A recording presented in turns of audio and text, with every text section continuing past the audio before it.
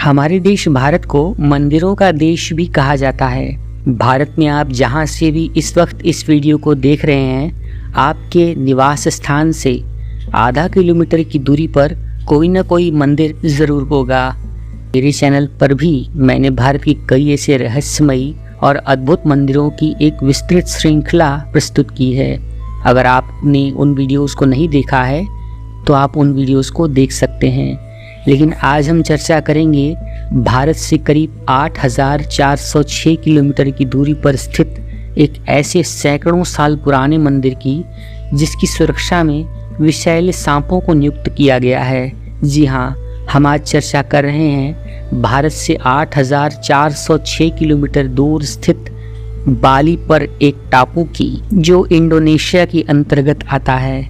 और इस मंदिर का नाम तनाह लोट मंदिर के नाम से जाना जाता है। ये तनाह लोट का प्रसिद्ध मंदिर विदेश में खास तौर से इंडोनेशिया और बाली की यात्रा करने वाले पर्यटकों के लिए एक विशेष आकर्षण का केंद्र है। हम इस मंदिर के विषय में चर्चा करते हुए आज ये जानेंगे कि इस मंदिर में क्यों विषैले सांपों ने सुरक्षा का जिम्मा उठा रखा है, और इस मंदिर में वहाँ की राजकुमारी का दिया हुआ कौन सा ऐसा श्राप है जो आज भी सभी पर लागू हो रहा है।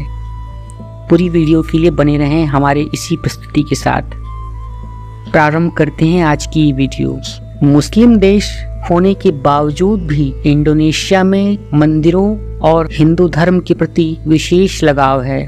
यही कारण है कि इस मुस्लिम देश में भी इस एक मंदिर की बहुत विशेषता और बहुत ही महत्ता बनी हुई है।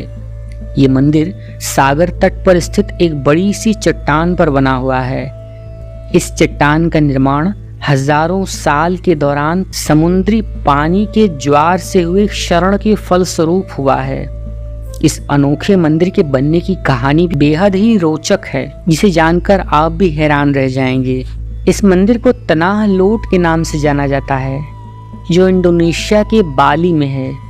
दरअसल स्थानीय भाषा में तनाह लोट का मतलब समुद्री भूमि या समुद्र में एक भूमि होता है।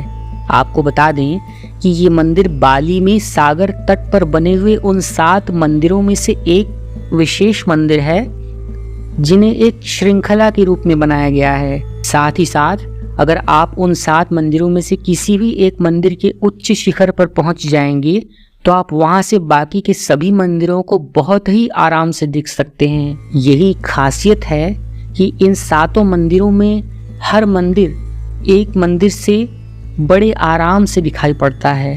तनाह लोट का ये मंदिर जिस शिला पर टिका हुआ है वो सन 1980 में कमजोर होकर झड़ने लगी थी। इसके बाद मंदिर और उसके आसपास के क्षेत्र को खतरनाक घोषित कर दिया गया था।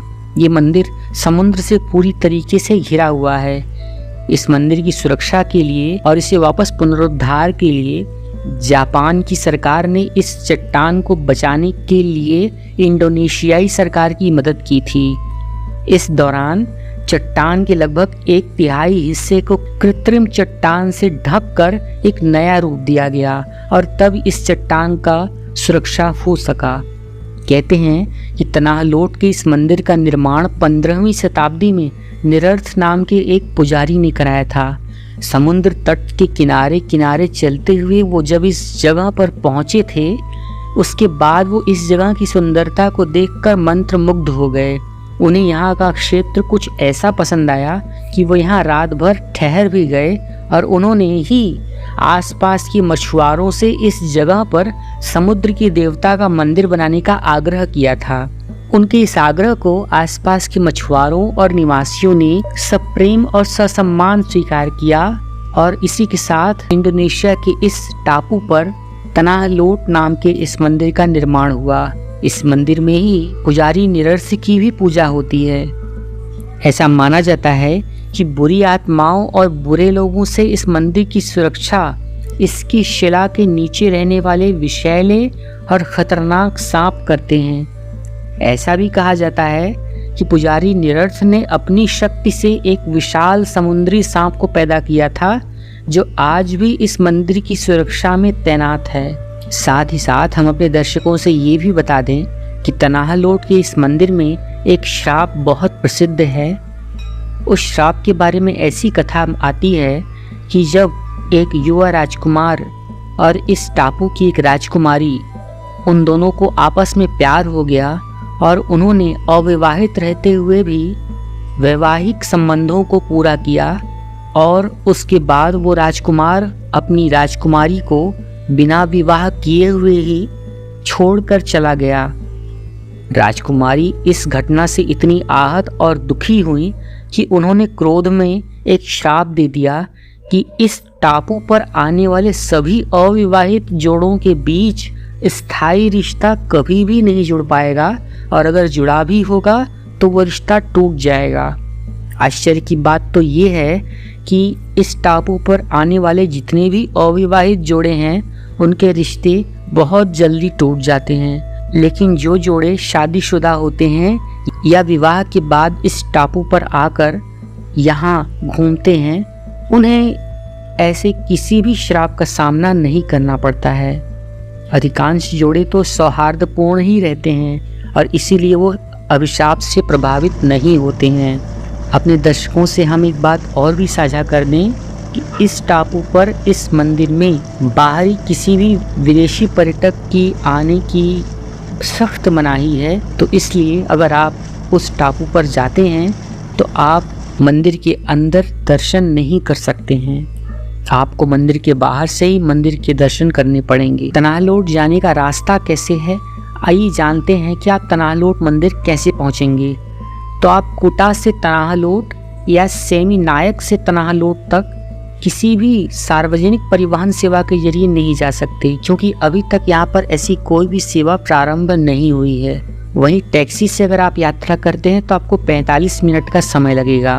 वहाँ का लोकल हवाई अड्डा बाली है जो कुटा के दक्षिण में है। वहाँ पर भी तनाहलोट के लिए सीधी बस नहीं है, इसलिए आपको टैक्सी से आगे बढ़ने के लिए हवाई अड्डे से कुटा के लिए जाना पड़ेगा और कुटा जाने के लिए आप बीमो ले सकते हैं।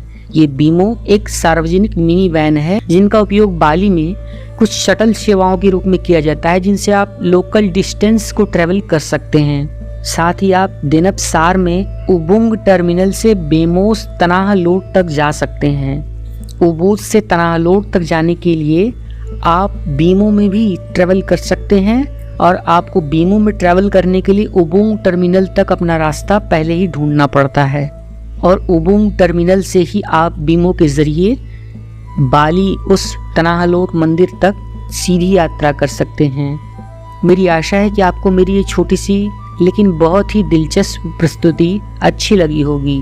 अगर आपको सात समंदर पार तनाहलोट का ये मंदिर और इससे जुड़ा हुआ ये श्राप अच्छा लगा है तो इस वीडियो को लाइक ज़रूर कीजिएगा और अगर आप हमारे चैनल पर नए हैं तो इसे पसंद आने पर ही सब्सक्राइब ज़रूर कीजिएगा। हम एक नई वीडियो लेकर बहुत जल्द हाजिर होंगे। तब तक के लिए आप सभी अपना अपना ध्यान रखें और ऐसे किसी नए रहस्यमय मंदिर के विषय में जानने के लिए हमारे चैनल पर जुड़े रहें। आप अपनी राय हमें कमेंट बॉक्स में साझा भी कर सकते हैं। बहुत बहुत धन्यवाद। हर हर महादेव।